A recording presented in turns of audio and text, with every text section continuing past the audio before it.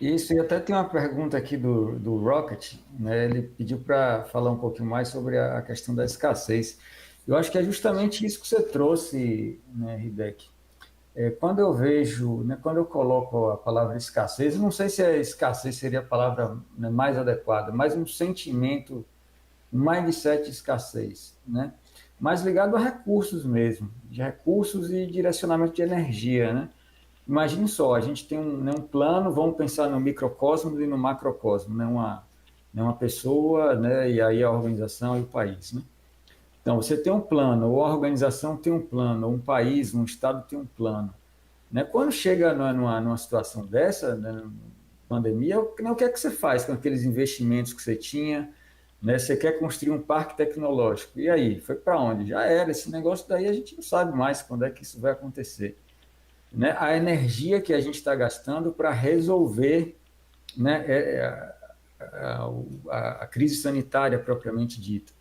Então, por outro lado, né, o que gera de inovação, né, que gera muito, né, eu acho que, eu não sei, eu estou chutando aqui, mas eu acredito que a gente nunca conseguiu criar uma vacina com tanta velocidade, né, com um ano, por exemplo, né, colocar né, algumas vacinas, uma não, algumas, várias vacinas, né, de forma disponível, né, para a humanidade, né, com tanta rapidez.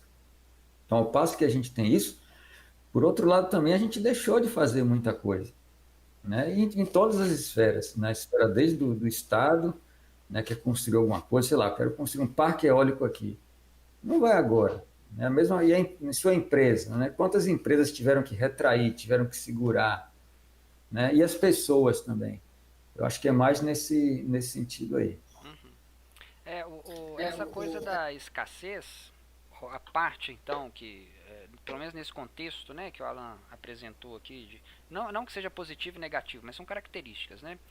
Coisas que a pandemia pode ter impulsionado e inversamente pode ter, enfim, dado algum tipo de retraída.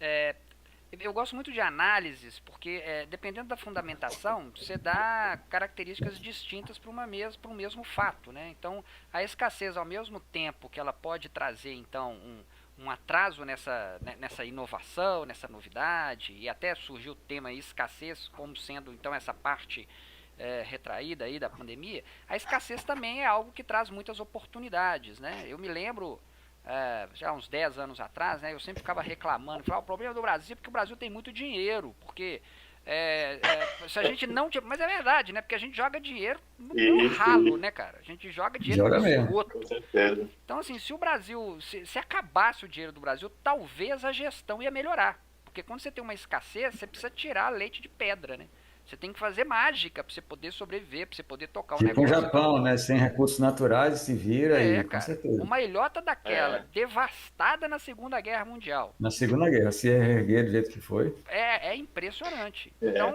não que eu fico na Mas acho que torcida do é. Brasil, né? Vamos acabar com o nosso dinheiro. Não é isso. Mas a escassez traz esses tipos de oportunidades, né? Você ia dizer, Hideki? É. Não, porque às vezes a gente até fala, né? Pô, tantos países aí com vulcão, terremoto, tsunami, e eles vão e se reinventam, então aí. Mas eu acredito, e até muitos estudos apontam mesmo, que é justamente por isso que eles estão onde estão, né? Você ter uma posição mais confortável é aquela questão, né? A necessidade é a mãe da inovação. Se você não precisa, você tem sol, como foi dito, né? Em se plantando tudo dá, tem terreno, tem dinheiro, tem pessoa, tem mercado, né? Você vai, você Não, vai correr para quê, eu não né? vou entrar nas questões políticas, né? Que assim, as coisas não estão sobrando para alguns aqui, né? Mas tem a grande parte está faltando. Mas enfim, isso é uma outra Pois discussão, isso é é. uma outra questão e tal.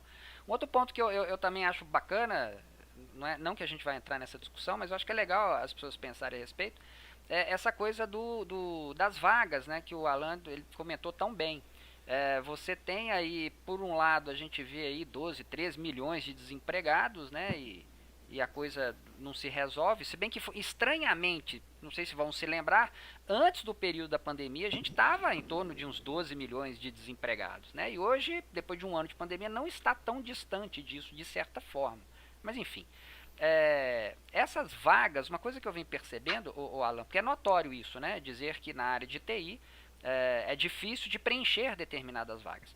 Mas eu de um bom tempo para cá, assim, mais de um ano mesmo, eu fico olhando, principalmente no LinkedIn, obviamente, né? Mas eu gosto de acompanhar alguns grandes portais de vagas de emprego. É muito assustador o perfil que eles estão querendo, cara, com o valor que eles estão querendo pagar. Então ele quer contratar alguém que é... O cara, ele tem que ser programador em 3, 4 linguagens diferentes, conhecer banco de dados, sabe, não relacionais, estruturados, tem que ter conhecimento de projeto, de análise de processo e quer pagar o cara...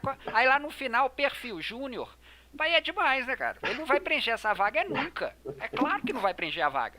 E ficam reclamando, a gente tem vaga e não consegue preencher. Mas pagando o que eles querem pagar, com o perfil que eles estão procurando, eles não vão achar nunca.